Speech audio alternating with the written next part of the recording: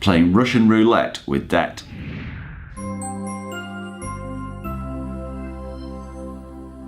I want to talk about Russian roulette and debt. Now with Russian roulette, if you've got a barrel with 6 holes in it and you put 1 bullet in it, then you've got a 1 in 6 chance of losing Russian roulette and a 5 in 6 chance of winning. So if you're going to have £1 million if you won, and obviously you're dead if you lose, then actually the chances are that you'd have £1 million at the end of it. Now I'm not recommending this. This is not financial advice. I'm not suggesting that you go and play Russian roulette on a Friday night. Not at all. However, the odds of winning are really good. However, if you were to play that game every Saturday night, every Friday night for this year, then almost certainly you'll be dead at the end of it. The real key thing is that if you play Russian roulette and you lose, then that's it. You can't play again. Now let's have a look at debt. Now debt can be really useful in a business. It can supercharge your returns. It can make you do things that you couldn't otherwise do. It means that you can keep all your equity, so you get all the returns from your business.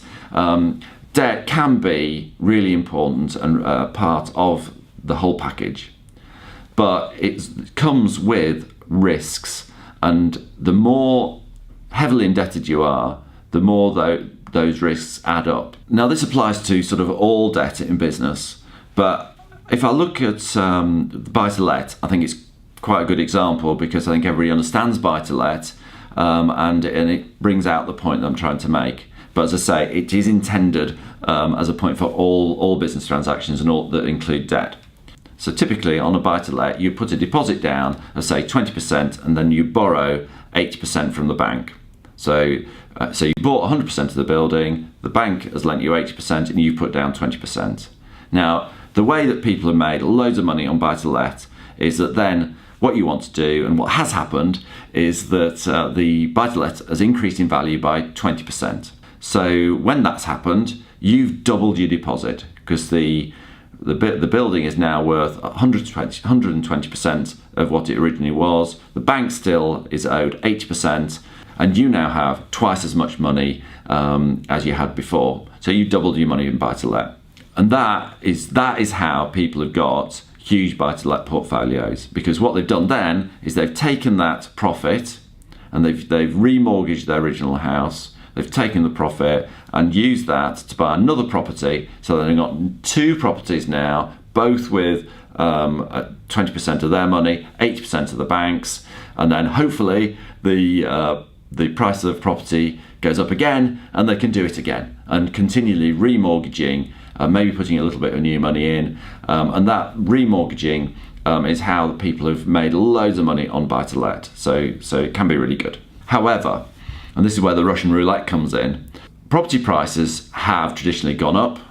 However, they can go down, and they have gone down. There's many times when they've gone down. Now inflation's quite low. They're much more likely to go down. When inflation was sort of 15%, then that just washed over it anyway.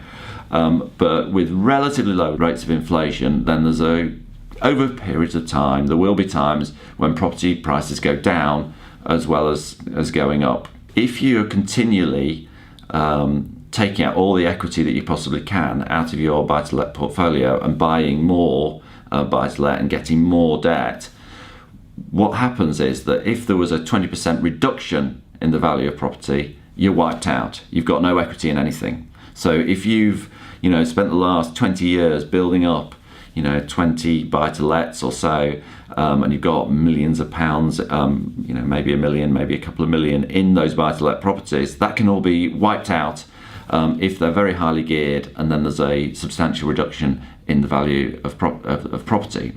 And this is where it comes to the Russian roulette thing, because once you're wiped out, once your value is all gone, then the banks won't lend to you, they might call in their loans, you won't be able to remortgage, and the whole thing can come crashing down. So debt can be really good for your business, and it can be good because it can give you returns it wouldn't be able to achieve otherwise. But at the same time, it needs handling with great care. So what do you do about it? What do you need to do about it? I think it's really important to have an emergency fund. I think that's really important because that just allows you to be able to deal with the unknown unknowns, if you like, and the general sort of things that can happen.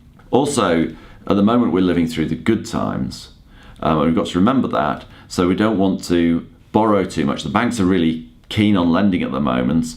In the good times they're always keen on lending, in the bad times they're not keen on lending. So at the moment, just be careful about the amount of debt that you've got, and make sure that you've got a strategy for the repayment of it. You need to make sure that that you understand what you're trying to achieve by taking on the debt. So if you've got the idea that you want a buy-to-let portfolio of 10 houses, that it's very easy with buy-to-let. I always think buy-to-let is like tattoos. People never stop with one. They get another, and then they get another, and get another. And the same is with loans, business loans, because you take one on, you've done really well out of it, so you think, well, let's have more of this, and it leads to hubris. So you just got to be really careful with that. And debt in the good times just leads onto hubris. And I think that is actually the whole problem with the economic cycle. So I think making sure that you don't get caught up with that is really, really important. If you'd like to talk about the level of the debt you've got and a repayment plan, or maybe taking out new loans, then that'd be great to talk to you. And if you'd like to comment, to subscribe or press the bell button, that'd be great too. Thank you.